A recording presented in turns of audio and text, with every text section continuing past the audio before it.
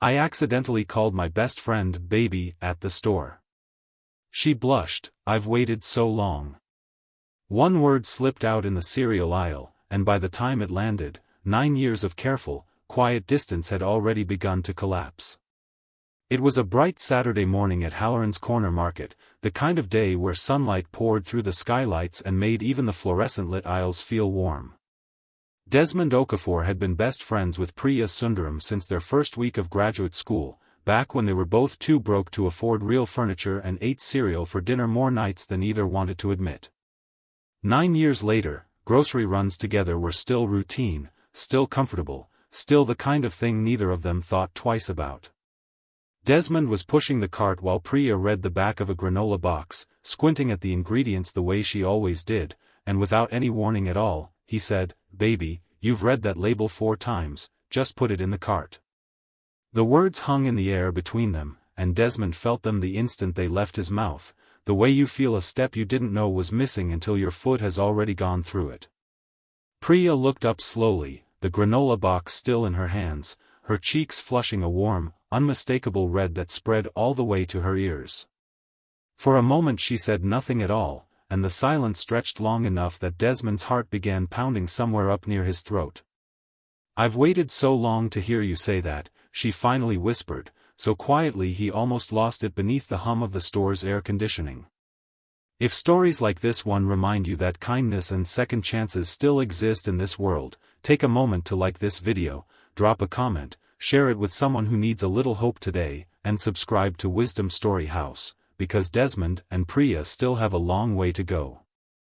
Desmond let go of the cart handle, suddenly needing both hands to steady himself against something that felt far bigger than a grocery store aisle. He thought back over 9 years of friendship, searching for the moment he must have missed, the sign he had walked past without seeing. He remembered the year Priya had stayed up with him until 4 in the morning helping him rewrite his thesis after his advisor tore the first draft apart. He remembered how she'd shown up to every difficult moment in his life without being asked, how she'd once taken 2 buses across town in the rain just to bring him soup when he had the flu and no one else to call. He had always described her, when people asked, as the most important person in his life. He had simply never let himself finish that sentence.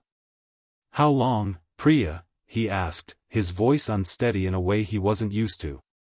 She set the granola box back on the shelf, her hands trembling slightly. "Since the night you called me crying after Fatima left," she admitted. "You said you didn't understand how someone could spend 3 years with you and still walk away so easily, and I sat on the phone with you for hours, and somewhere in the middle of it I realized I was terrified of the same thing happening to us, except in reverse. I was terrified that I'd spend my whole life loving you and you'd never once see it, because I was always just the friend who was there. The safe one. The one who never left." Desmond felt something crack open in his chest, a mixture of grief and disbelief and something warmer underneath both.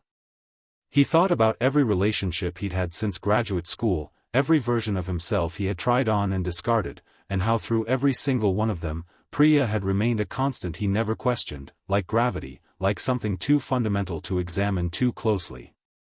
He had never asked himself why he compared every partner to her without realizing he was doing it, why no one else's laugh had ever felt quite as necessary as hers.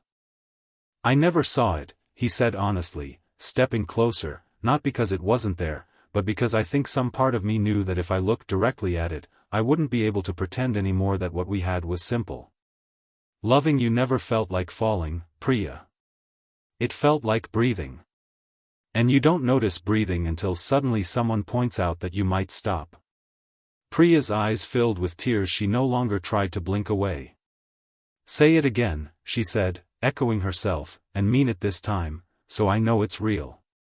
"Baby," Desmond said, quieter now, certain now, no accident in it at all, and he watched 9 years of hoping and waiting break loose from her all at once as she stepped forward and let him wrap his arms around her right there between the cereal and the granola. A young mother pushing a stroller a few feet away smiled softly and steered around them without a word, and neither Desmond nor Priya noticed, because the entire store had narrowed down to the 2 of them and the space that one honest word had just filled. They left Halloran's Corner Market that morning with half their list forgotten, the granola abandoned on the shelf, but carrying something neither of them had dared to hope for when they'd walked in an hour earlier. They carried 9 years of unspoken love finally spoken, plainly, without fear, in the middle of an ordinary Saturday that neither of them would ever forget. Before this story comes to a close, if it touched your heart even a little, please leave a comment below and share your own experience of quiet love or unexpected second chances. Your stories are what make this community so special. And just before we say goodbye, if you believe some of the deepest love stories begin as friendship, patiently waiting for the right moment to be seen, type "I believe" in the comments. Let's fill this space with people who still trust in timing, in patience, and in the courage it takes to finally say what your heart has known all along. Desmond and Priya walked out into the late morning sunlight together, hand in hand for the first time in 9 years, and neither of them looked back toward what they'd left unsaid for so long. Sometimes love doesn't arrive with grand gestures or perfect timing.